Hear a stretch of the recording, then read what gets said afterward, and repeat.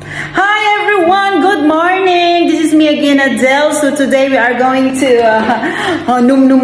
this from Sammy's Bake Shop with my ladies here. So they are not allowed to show their face kasi kakagising lang. So ako, pwede na yan.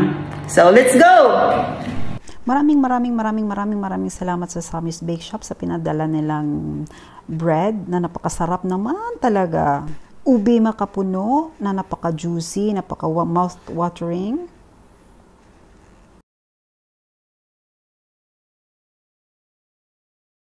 Milk cheese bread na napakalambot talaga naman.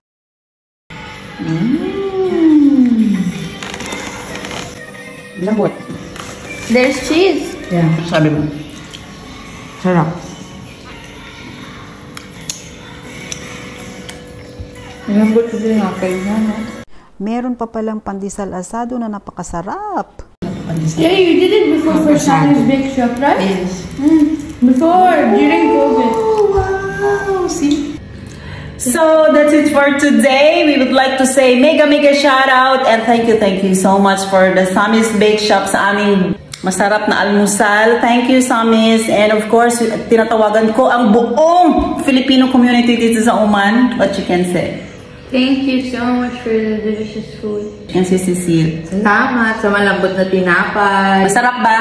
Siyempre, sobra. O, diba? If you are looking for the mouth-watering, talagang mag-crave for more ka, look for Sammy's and you don't have to go to their main branch kasi available na ito sa Carrefour and Spar, right? So, comment below. I will be posting on caption also.